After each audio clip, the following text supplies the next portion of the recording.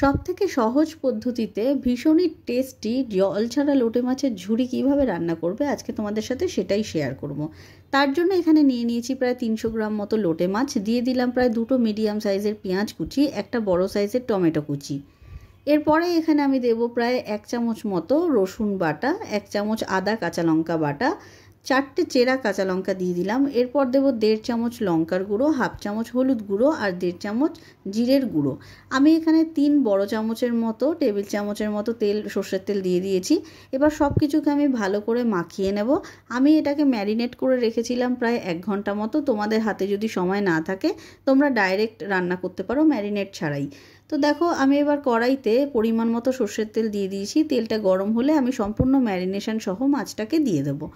এই রান্নাটা খুবই চটজলদি হয়ে যায় আর খুবই সহজ পদ্ধতিতে। দিয়ে দিলাম লবণ। এবার ভালো করে এটাকে আমি কষিয়ে নেব।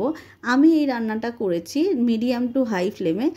এবার দেখো সব কিছুকে ভালো করে একটু নাড়িয়ে চাড়িয়ে আমি এটাকে ঢাকা চাপা দিয়ে রাখবো প্রায় 5 মিনিট মতো মিডিয়াম আছে। তাতে করে মাছ থেকে জলটা ছেড়ে যাবে। আমরা যেহেতু জল ছাড়াই রান্নাটা করছি, আমি এখানে নিজে থেকে কোনো জল ব্যবহার করব না। এবার দেখো ভালো করে সব কিছুকে আবার কষিয়ে নিচ্ছি। প্রায় 15 থেকে 20 মিনিট মতো মিডিয়াম আঁচে বারবার এইভাবে নাড়ি চাড়িয়ে রান্নাটা করতে হবে, তাতে করে জলটা আস্তে আস্তে টেনে আসবে। তোমরা যদি একদম শুকনো শুকনো খেতে চাও তাহলে একটু বেশিক্ষণ ধরে কষাবে, তাহলে লোটে মাছটা একদম ঝুড়োর মতো হয়ে যাবে। এবার দেখো আমার যেরকম কনসিস্টেন্সি পছন্দ সেই রকম ঠিক হয়ে এসছে।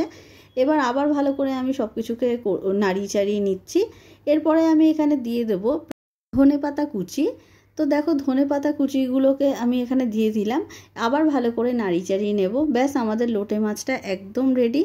বাড়িতে একবার এভাবে ট্রাই করে দেখো, আশা করছি নিরাশ হবে না। তো রেসিপিটি ভালো লাগলে ভিডিওটিকে একটি লাইক করো আর চ্যানেলটিকে সাবস্ক্রাইব